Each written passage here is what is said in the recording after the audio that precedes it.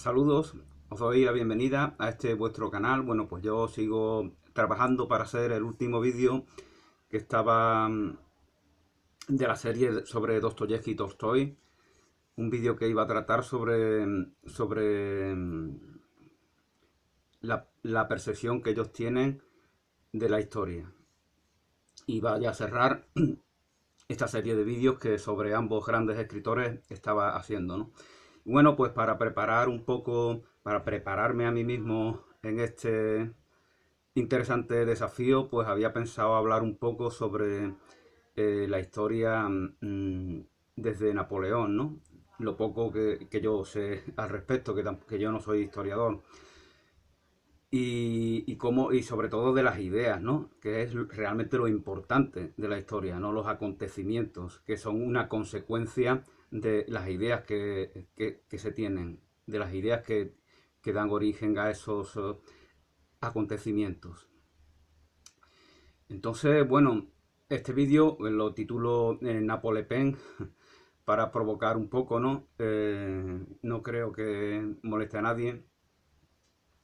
Y bueno, de alguna manera lo que pretendía es desmitificar un poco la figura de Napoleón, ¿no? Que sin Napoleón no se entiende Mussolini, no se entiende Hitler. Fijaos que Napoleón, por ejemplo, es un corso, no es francés, es, es más cercano a la cultura italiana. Su madre nunca aprende francés, su madre Leticia Ramolino nunca llega a aprender la lengua francesa a pesar de llegar a ser la primera dama de ese país, del imperio francés. Nunca, nunca aprende francés. Entonces aquí vemos como verdaderamente, fijaos eso de lengua materna, ¿no? Que se dice al referirnos a la lengua que hablamos, porque la lengua que habla nuestra madre es verdaderamente la que importa. Y la lengua de la madre de Napoleón es la lengua italiana. Entonces Napoleón es como un extranjero. Esto facilita su ambición por llegar al triunfo en la sociedad francesa, porque no está implicado emocionalmente. Es un poco como el sueño americano, ¿no? Las comparaciones son odiosas, ¿no? Como se suele decir, ¿no? Pero en el sueño americano el extranjero viene de otra patria, que no es los Estados Unidos. Entonces no hay una implicación emocional con esa nueva tierra, ¿no? Sino que se ve como, es como un libro en blanco. Esa nueva tierra de América es como un libro en blanco donde quiero escribir mi vida futura, ¿no? Esa es la predisposición que tiene el inmigrante en aquella que llegaba a América en aquella época, ¿no? Pues de alguna manera Napoleón es algo parecido, ¿no? No tiene implicación. Y Hitler, fijaos qué coincidencia, Hitler no es alemán tampoco y llega a ser el emperador, el Führer de Alemania. Él es austriaco, es del país vecino, es decir, exactamente igual que Napoleón.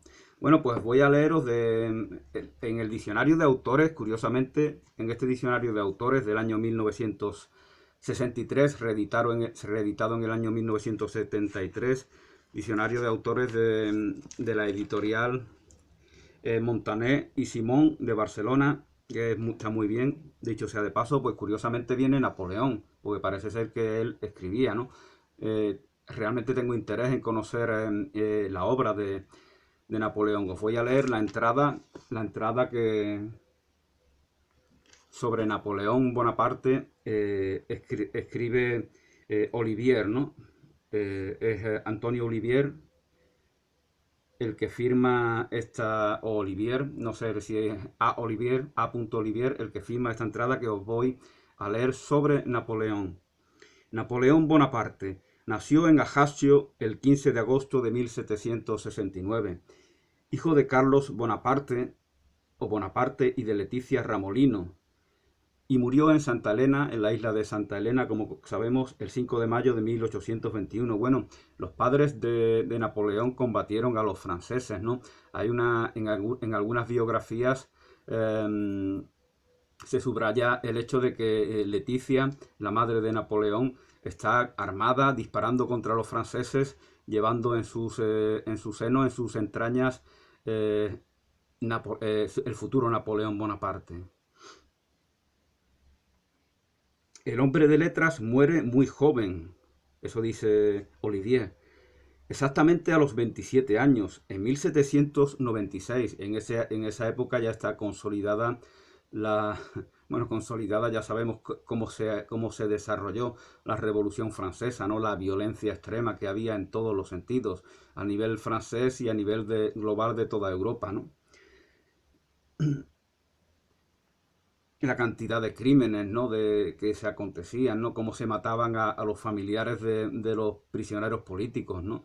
No solamente a los propios prisioneros. Fijaos que la propia futura emperatriz Josefina realmente era como una prostituta.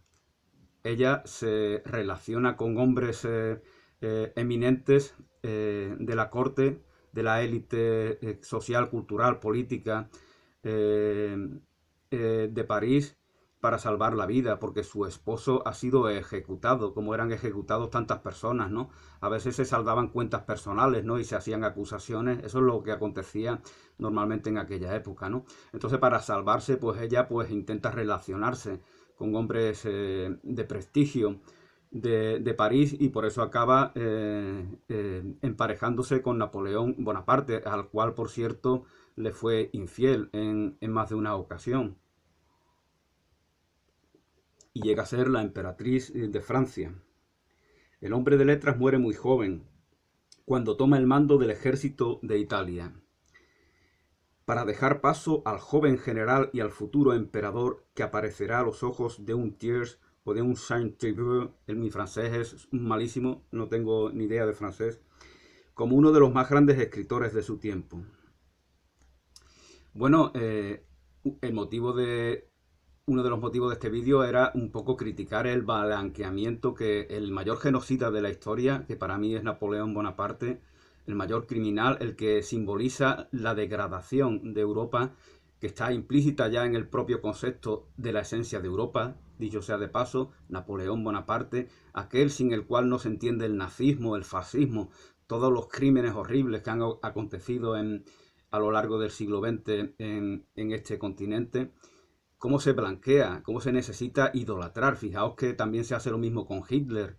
Sin embargo, esto ahora se persigue, ¿no? Pero durante muchos años he visto miles y miles y miles de páginas web, de canales, de cuentas en las redes sociales, donde se alaba a Adolf Hitler por infinidad de personas. Fijaos que hay decenas de millones de personas que votan partidos de extrema derecha. De ahí el título de este libro, aquí en Europa.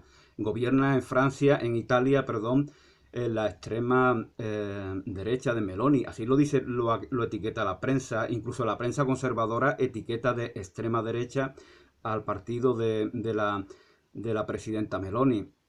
En Francia, Le Pen sigue creciendo hasta el punto de que todos votan. De ahí el hecho de que gobierne un populista. Macron es un sujeto populista que, si no fuera por Le Pen, no estaría gobernando ahora mismo. El gobierno populista que tenemos afín a la extrema izquierda, que tenemos en España, es gracias a la extrema derecha de Vox. La amenaza de Vox hace que las críticas al gobierno queden abortadas por completo. Entonces esta es la Europa que tenemos, una Europa que cada vez se va polarizando más, como aconteció en los años 30, ¿no? Estamos en un periodo muy crítico y sin embargo todo el mundo quiere volver la cara, ¿no? Eso mismo hacían en los años anteriores a la Segunda Guerra Mundial, minimizar la figura, la amenaza de Adolf Hitler y de Mussolini. Y lo hacían incluso personas de izquierda, dicho sea de paso, ¿no?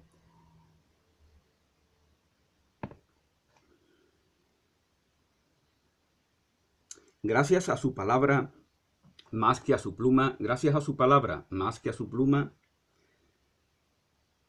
las cartas que dicta, las frases que sus auditores recogen, que impondrán una nueva forma expresiva, rápida, tajante, exenta de toda retórica. Bueno, Napoleón tiene una gran vocación de adquirir conocimientos. Eso lo demuestra durante toda su infancia y juventud, ¿no? Entonces, de ahí el hecho de ser una persona tan culta, tan formada, contrasta con la vulgaridad que es bastante proverbial en el ámbito militar. Y este estilo no será fruto de las circunstancias o del temperamento, sino expresión de una voluntad bien precisa. En 1792, teniendo Napoleón ya 22, 23 años, escribía ya a su hermano Luciano: he leído tu proclama, no vale nada. Hay demasiadas palabras, esto dice Napoleón. Napoleón también, y está impreso en muchas ediciones, comenta, por ejemplo, el libro famoso de Maquiavelo, ¿no? El Príncipe. Él lo comenta con sus propias notas. Hay demasiadas palabras, Luciano, y demasiadas pocas ideas. Tú buscas el efectismo. No es así como se habla al pueblo. O sea, él, cuando siendo veinteañero, pues ya se plantea cómo seducir al pueblo, cómo ponerlo de su parte. La obra propiamente literaria del joven Napoleón no es en conjunto desdeñable. Eso dice Olivier. Por lo tanto, a mí me interesaría conocerla, desde luego. Es curioso, ¿no?, que no se hable de esta faceta de Bonaparte. Interesante sobre todo por su carácter autobiográfico. Expresa la necesidad de encontrar un punto de apoyo, una base sólida. En un tiempo en que las creencias y las formas de vida social estaban en crisis, Napoleón busca angustiosamente el camino de la gloria. Primera razón de su vida. Eso dice Olivier. La primera razón, el motor de la vida de Napoleón es la búsqueda de la gloria, de la fama. Esperando al principio encontrarlo en Córcega, esperando al principio encontrarlo en su Córcega natal, se propone dedicar 4 años a componer una historia de su isla, Por lo tanto, debió de formarse convenientemente para tan importante reto, ¿no? Y a ganarse las simpatías de su compatriota Pasquale Paoli. Pasquale Paoli, que se convertiría en el líder del movimiento independentista corso, ¿no? Y de ahí las simpatías que tenía Paoli por Inglaterra, ¿no?, donde creo que acabó su vida, si no me equivoco. Porque se veía a los ingleses como salvadores del yugo francés, de los invasores franceses. Y Napoleón, en su infancia y juventud, según cuentan algunos biógrafos suyos, tenía gran admiración por el pueblo inglés.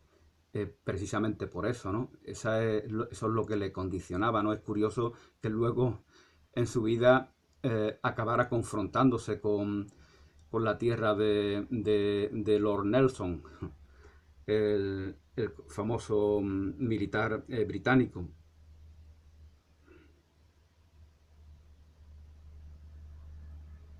Como os comentaba, compone una historia de su isla, o empieza a componerla, y a ganarse las simpatías de su compatriota Pasquale Paoli. Pasquale Paoli, no sé por qué le pasó con el padre de Napoleón, que acabaron confrontados, ¿no? Siendo ambos, a pesar de ser ambos independentistas, pues acaban enfrentados, ¿no? Pero bueno, esto de que independentistas se enfrenten entre ellos es una cosa muy común, por ejemplo, en España, ¿no? Y en otros muchos sitios.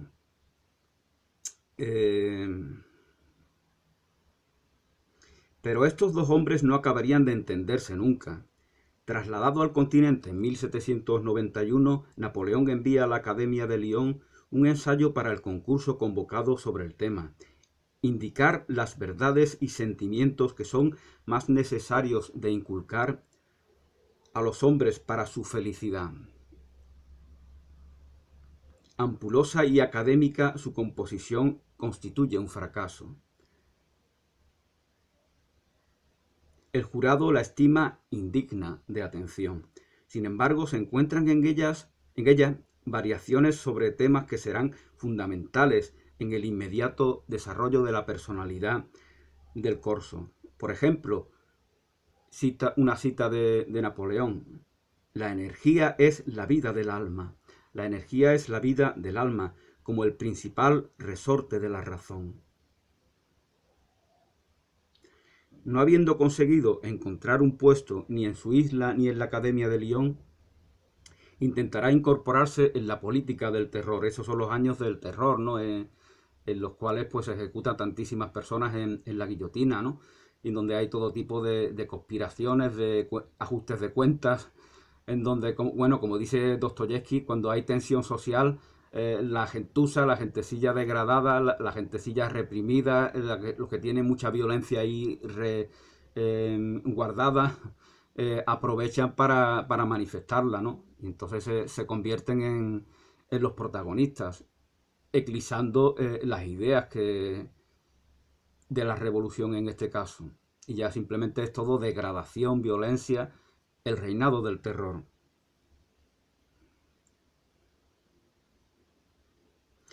Claro, este terror fundamentalmente, no soy experto en historia, se da en las grandes ciudades, ¿no? Como la propia capital, París. Pero evidentemente la gente, pues, habrá cierta...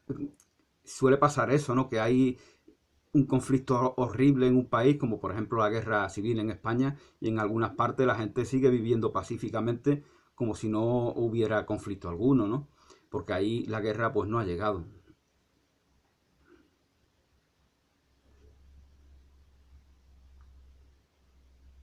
Intenta incorporarse en la política del terror con un pequeño panfleto, inteligente en el fondo y moderado en la forma. Le Souper de Becker, que no sé lo que significará, en el que en nombre de la unidad nacional y de la situación real de las fuerzas militares pretende demostrar la inanidad de las sublevaciones locales. El conjunto revela una gran prudencia, incluso una repugnancia a comprometerse demasiado. Desde la adolescencia se encuentra a menudo al borde de la desesperación. Desde la adolescencia. Parece, según nos cuenta Olivier, parece que este hombre tendía a la depresión. eh, o esos momentos de depresión los alternaba con otros momentos de exaltación, ¿no? Donde se expresaba esa codicia que él tenía por alcanzar la gloria, ¿no? Como antes hablaba. Desde la adolescencia se encuentra a menudo al borde de la desesperación. A los 17 años escribía: ¿qué hacer en este mundo? Escribía Napoleón: ¿qué hacer en este mundo? Se debe morir. ¿Se debe morir? ¿No es mejor matarse? Se planteaba quitarse la vida a los 17 años. Y un año después, en 1787, en Ajaccio, escribía narraciones muy tenebrosas. En una de ellas, Le Masque Prophet evoca al agitador Haken, que en Bagdad adopta una máscara de plata para ocultar su rostro deformado por las heridas y la ceguera, y cuando se ve cercado, envenena a sus partidarios y se arroja al foso en donde ha colocado los cadáveres de estos. Una especie de narración gótica, ¿no? Que escribió Napoleón. Sería interesante conocerla, ¿no? Pero eso, como comentaba anteriormente, nos sorprende de que no se hable mucho de esta faceta de Bonaparte, esa faceta literaria. Después del 9 de Termidor, Napoleón estuvo de nuevo a punto de renunciar a la vida. Bueno, aquí no lo cuenta Olivier, pero ya siendo emperador, en alguna de las biografías se cuenta de algún intento de suicidio, de hecho consumado por parte de Napoleón Bonaparte, consumado en el sentido de que ingirió el veneno. Lo que pasa es que no hizo efecto. Eso se cuenta en alguna biografía de Napoleón, y en ese momento era emperador de Francia.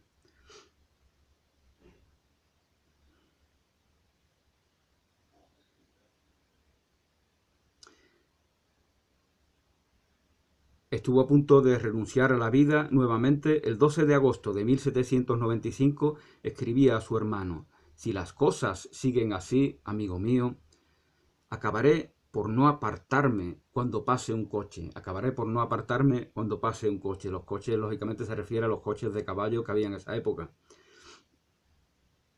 Que te pase un par de caballos por encima es suficiente para acabar con tu vida, ¿no? Cosa que desgraciadamente pues acontecía a menudo en las grandes ciudades, ¿no? De esto nos cuenta Dostoyevsky, precisamente nos cuenta algo al respecto cuando habla de San Petersburgo, que a veces digo yo Leningrado, ¿no? Porque era el nombre que tenía en tiempos de la Unión Soviética.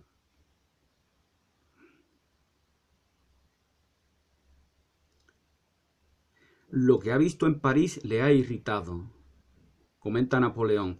Todo el mundo busca su propio interés y pretende subir a fuerza de horrores y de calumnias. Hoy se intriga de un modo tan bajo como jamás se ha hecho. Todo esto destruye la ambición. Por lo demás, 3 años después, pensó retirarse a la vida privada con una propiedad y una mujer, Desiree Clary, pero al mismo tiempo se había producido su exclusión de la lista de generales. De este periodo infeliz debe ser la asombrosa novela corta Clisson et Eugénie, Clisson y Eugenia, una novela de Napoleón Bonaparte, cuyo texto íntegro no se ha publicado hasta 1955. Napoleón Bonaparte escribe una novela a finales del siglo XVIII y hasta mediados del siglo XX no se publica. En un momento de completo fracaso, Napoleón se idealiza en un personaje afortunado, Clisson, que como él escribe debía haber nacido para la guerra. Una obsesión con la guerra que tenía Napoleón. Al no triunfar en el ámbito de las letras, parece que quiere hacerlo en el ámbito castrense. La fortuna secundó constantemente su genio. Está hablando Olivier de Clisson, el personaje de la novela de Napoleón. Sus victorias se sucedían una tras otra y su nombre es algo parecido a lo que le va a acontecer en el futuro, ¿no? A Napoleón. Y su nombre era conocido del pueblo como uno de sus más caros defensores. Al fin, Clisson demuestra la naturaleza, se enamora de Eugenia, tiene hijos y marcha a vivir en una propiedad campestre. Napoleón era un romántico también, tenía una obsesión. Las cartas que escribe a Josefina, teniendo conocimiento de que le está siendo infiel, suplicándole, diciéndole que lo eres todo para mí. Esa grandilocuencia romántica la expresa el propio Napoleón en esas cartas. Es increíble, ¿no? A mí me lo resulta hoy en día, ¿no?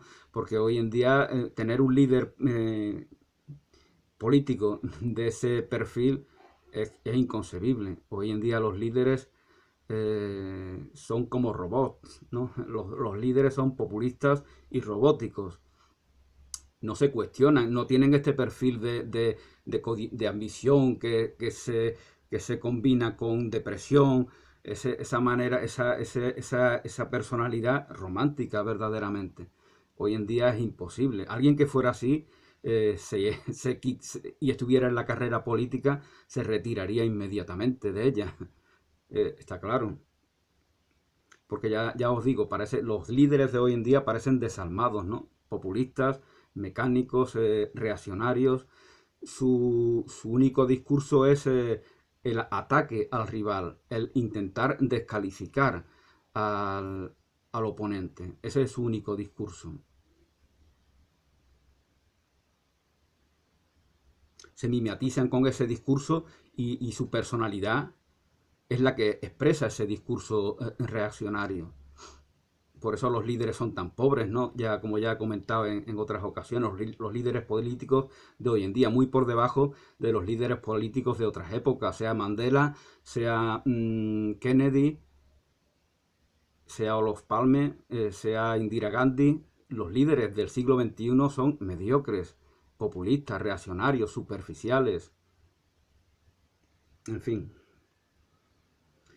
Bueno, pues hablábamos de Clisson. Clisson, la fortuna secundó constantemente, al fin se enamora de Eugenia, tiene hijos, marcha a vivir en una propiedad campestre, pero un día se ve obligado a tomar de nuevo el mando de los ejércitos en guerra y su mujer lo engaña estando él en la guerra. Es que esto le acontece en el futuro. Fijaos cómo él va forjando su propia tragedia. En el futuro él se va a ir a la guerra de Italia y de Egipto y de otros lugares, y Josefina se va a ir con con el hombre que ama, que no es Napoleón Bonaparte. Decía alguien, no, cásate con el que te interese y vete y disfruta con el que amas. Ese es un consejo que es muy bonito que daban para las mujeres, ¿no? Parece que algunas pues lo siguen. Y Josefina pues parece que fue una de ellas, ¿no?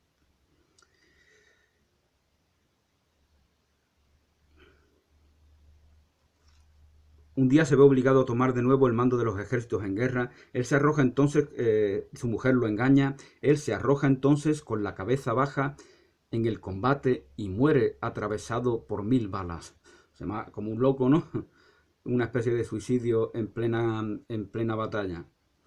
El soñar despierto que llega hasta lo fantástico ocupará siempre un puesto en su vida. Es decir, Napoleón es el clásico tipo que de repente hace así y se le va la mente, ¿no? Fijaos que Albert Einstein, el famoso físico, también hablaba de que él hacía esas cosas, ¿no? Que cuando estaba un poco enredado, estaba un poco la cabeza embotada, que le iba a estallar de tantas reflexiones profundas ese mundo de la física, pues se relajaba, se distraía, ponía una sonrisa de tonto y fantaseaba, ¿no? Entonces aquí vemos que, como ya también dije en alguna ocasión, el fantaseo evasivo no es tampoco una herramienta tan negativa, ¿no? Que para algunas personas, especialmente para personas de talento, puede ser una manera de relajarse, ¿no? De poner un contrapunto a un ejercicio intelectual, mental, demasiado agotador, ¿no? Con esta imaginación, el soñar despierto que llega hasta lo fantástico ocupará siempre un puesto en su vida, como una distensión que le permite la recuperación de sus fuerzas intelectuales. Es un poco lo que dice Olivier, es lo que yo estaba comentando que decía Albert Einstein. Con esta imaginación unida a una inteligencia ágil y amplia, sabrá dirigir de un modo admirable su propaganda ya a través de los diarios franceses en Italia, durante la campaña militar, ya en París a través del Moniteur, o en fin en Santa Elena por medio de lo que dicta a les cases y a los generales que le rodean. En Santa Elena pues ya está al borde de la muerte, porque además estaba muy enfermo, según cuentan. Tal vez era un poco las secuelas de su intento de suicidio, ¿no? También hay biógrafos que apuntan a la posibilidad de que fueran asesinado, ¿no? Por algún, o bien por los ingleses, o más probablemente por algún general o algún militar francés que le acompañaba, ¿no? Vamos a quitar este de en medio y nos vamos ya de aquí, ¿no? Que desgraciadamente, es que en esas élites, en esas cortes elitistas de las castas políticas, no hay afecto entre ellos. Cualquiera puede ser un enemigo. Es un mundo cruel, ¿no? Es de estar ahí, cualquiera, tu mejor amigo de repente te pega una puñalada por la espalda y es lo normal. Para ellos eso es normal. Entonces, cualquier líder político, y eso me parece a mí que tanto acontece ahora como antes, aunque ahora los quieren tener con la disciplina de partido, los quieren tener todo atado y muy atado, ¿no? Y han conseguido los partidos, porque los partidos para los líderes de hoy están por encima de sus propios países. Esta es una clave importante. Los partidos están por encima de sus propios países y por eso no le importan destrozar a sus propios países, destrozar a sus propios países, perjudicar a sus propios países en beneficio de sus propios partidos. Y si los partidos están por encima de los países, los líderes de esos partidos, obviamente, en su propia codicia narcisista, egocéntrica, están por encima de su propio partido, porque este es un patrón que universalmente se da en la mente de esos líderes.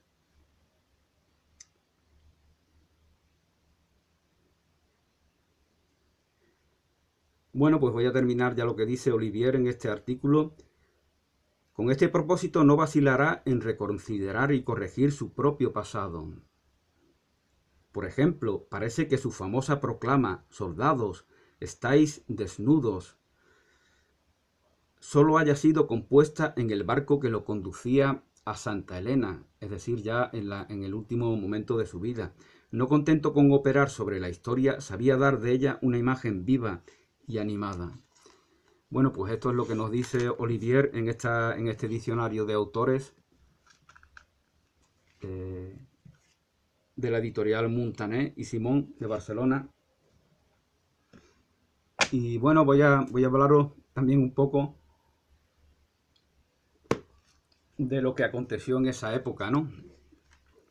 Las fechas claves de la historia de Guy Arnold.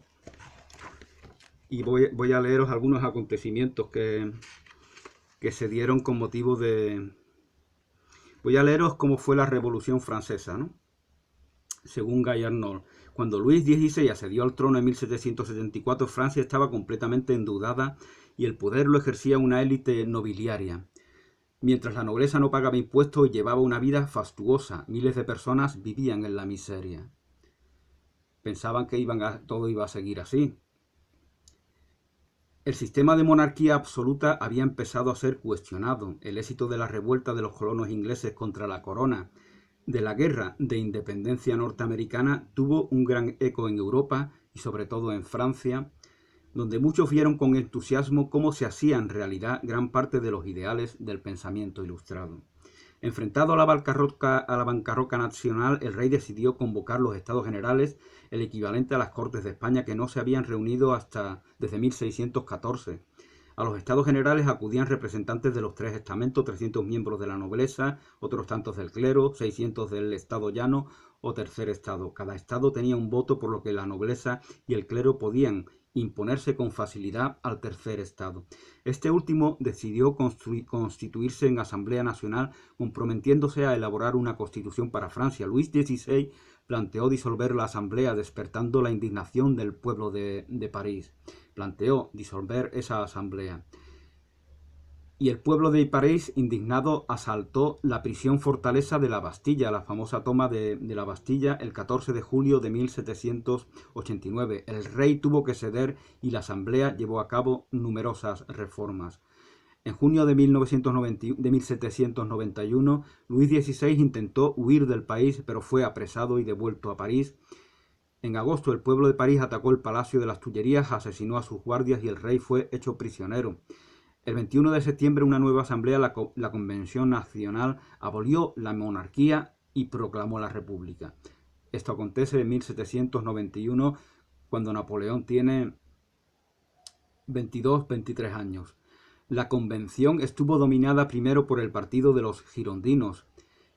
Luis XVI fue juzgado por traición y ejecutado, como lo fue su esposa María Antonieta, por el hecho de ser su esposa, como eran asesinadas, ejecutadas las esposas de los que se creían que eran traidores a Francia, ¿no?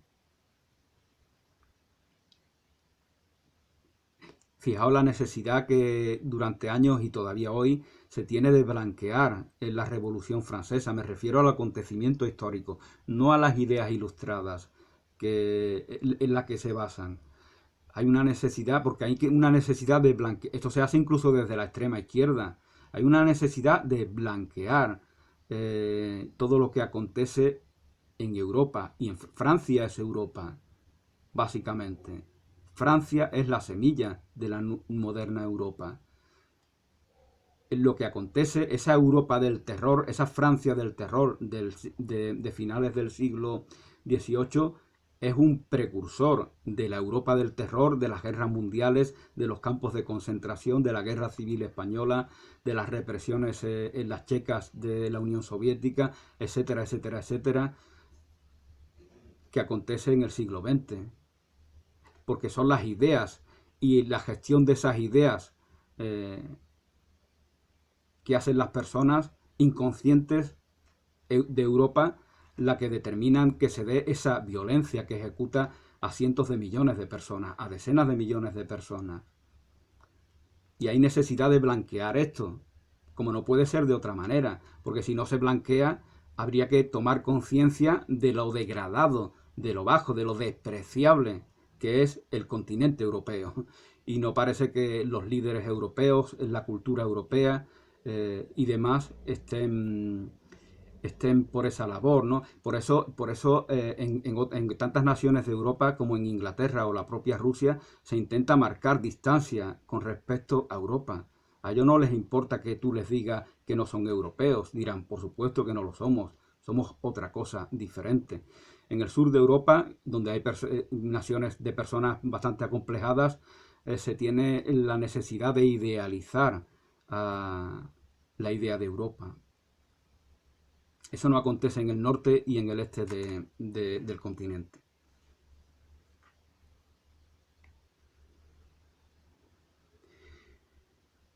Poco después, un partido más radical, el de los jacobinos, se hizo con el poder, los girondinos fueron ejecutados y el Comité de Salvación Pública, dirigido por Robespierre, gobernó el país. Robespierre sería también ejecutado posteriormente. Cualquier sospechoso de oponerse al nuevo régimen era ejecutado. Era la etapa del terror. En julio de 1794 el propio Robespierre fue acusado y guillotinado. Un año después se sustituyó la Asamblea Única por una compuesta por dos cámaras, la que se ponía una orientación mucho más moderada y paulatinamente fue restableciéndose el orden en Francia. La repercusión de la revolución fue enorme. En 1792 Francia se ofreció a prestar ayuda a cualquier pueblo que desease derrocar a su gobierno. Los monarcas europeos no tardaron en reaccionar y Francia, o sea, ellos se prestan a ayudar a los que quieran derrocar a su gobierno, pero no atienden las reivindicaciones de Paoli de conseguir la independencia o la autonomía para su Córcega. A eso no le atienden, porque hay una intención no reconocida imperialista por parte de Francia, del gobierno francés. Y de ahí las invasiones posteriores de España, de Rusia, de Italia, de Prusia, de Austria. Quieren, Europa soy yo, eso decía Napoleón, yo soy Europa. Es lo mismo que decir que le importa una mierda a Europa. Lo que le importa es sí mismo, su codicia, su ambición de llegar a esa gloria que os comentaba al principio del vídeo. Le importa a Europa menos que a mí. De eso yo no tengo duda.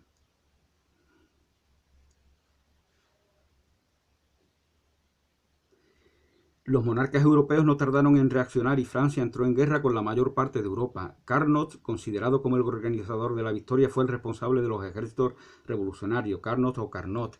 En 1793 se decidió el reclutamiento de toda la población masculina. Esto recuerda un poco a lo que ahora acontece en Rusia, ¿no? Que a todos los varones, sin que las feministas se quejen por eso, se les obliga a incorporarse a la milicia para matar ucranianos, ¿no? Es el nuevo hobby de Putin.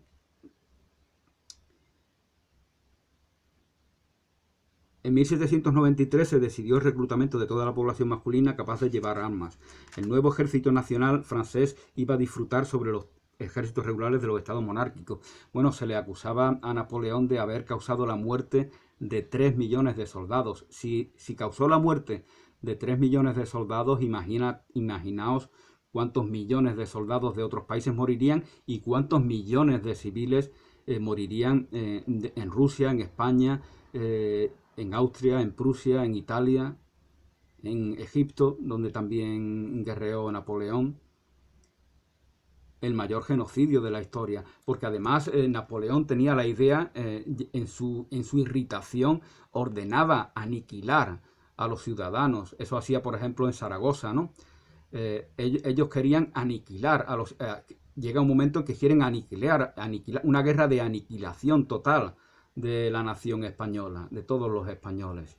Lo que pasa es que el nuevo conflicto que surge en Rusia cuando quiere invadir a la nación rusa, pues lógicamente le causa muchos problemas y no puede mantener los ejércitos en España y por eso pierde la guerra, por eso se ve debilitado. Pero el concepto de aniquilación de la población civil es un concepto napoleónico. Un concepto napoleónico que heredan Adolf Hitler y otros dictadores fascistas. Se trata ya de atacar a la población civil directamente para intentar de minar su moral. Las violaciones de mujeres, por ejemplo, se convierten ya en un arma de agresión normalizada en las guerras modernas.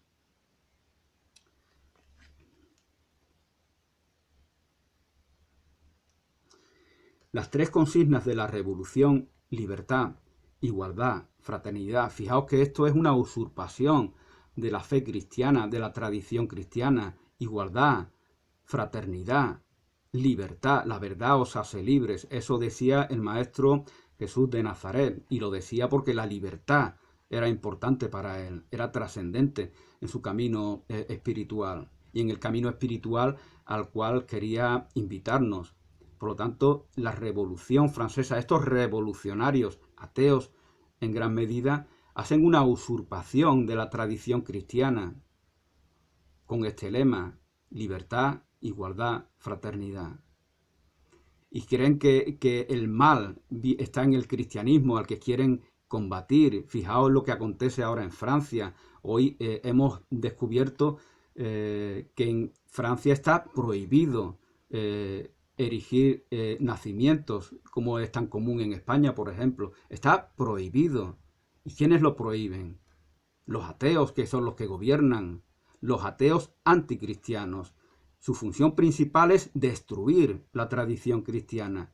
Esa es la función principal, porque ellos están convencidos que de ahí viene el mal, porque equiparan las iglesias, las jerarquías de los cleros de las iglesias cristianas, lo equiparan al mensaje de Jesús, cuando, como bien dice Tolstoy, no solamente las iglesias cristianas no lo son, sino que son anticristianas. Son poderes del César, poderes mundanos.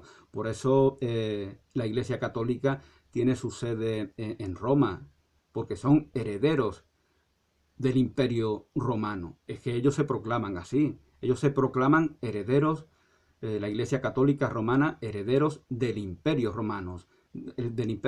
Heredero, el Papa es, por lo tanto, heredero del César. Al César lo que es del César, a Dios lo que es de Dios. Eso nos dijo Jesús y escrito está en los Evangelios. Las tres consignas de la Revolución, libertad, igualdad y fraternidad, resumen las ideas que influyeron en los grandes movimientos políticos del siglo siguiente e incluso en épocas mucho más recientes. Bueno, pues aquí pongo fin a este vídeo, Napolepen, porque yo creo que la extrema derecha europea forma parte, porque lo que busca la extrema derecha europea es confrontarse con sus compatriotas. No busca comprender por qué se da la situación que ahora se da. Busca la confrontación, quiere monopolizar el amor a la patria, el amor a la tradición. ¿Monopolizarlo para qué? Para confrontarse con sus compatriotas que ven las cosas de otra manera. Eso es lo que ellos buscan. Y la guerra civil española es una muestra de lo que os estoy diciendo, y eso es lo que se pretende, tanto por parte de ellos como los reaccionarios del otro extremo. Crear un conflicto tipo español, pero al nivel de toda Europa. Y ahora pues vivimos en un momento bastante peligroso, ¿no? Sobre todo después de la invasión de Rusia a otro pueblo eslavo. Me hace mucha gracia, ¿no? Me llama la atención que desde un punto de vista eslavista se defienda la opresión, el ataque a otra nación que también es eslava. Es como si España, para expandir la cultura latina, invadiera Portugal, ¿no? Eso es una estupidez. Y cómo estamos viviendo un momento bastante curioso, ¿no? Cómo se blanquea. Se están perpetrando violaciones, torturas, crímenes de todo tipo en Ucrania. Y la prensa, los extremismos de uno y otro lado, blanquean, niegan, defienden, promueven todos estos crímenes con total impunidad, Si perseguimos los crímenes, si perseguimos los que niegan los crímenes perpetrados por los nazis, por ejemplo? ¿Por qué no se persiguen los que niegan los crímenes que ahora se están cometiendo? Eso es una cosa que podíamos preguntarnos. Bueno, pues esto es todo por el momento. Felicidades, bendiciones. Os cito para el próximo vídeo, que seguramente será el último, sobre la serie de Dostoyevsky y Tolstoy, en los cuales pues os hablaré de la visión que ellos tienen de la historia y de cómo tiene un fundamento cristiano, tanto la visión de Fyodor Dostoyevsky como la de Lev Tolstoy. Bendiciones y hasta una nueva oportunidad.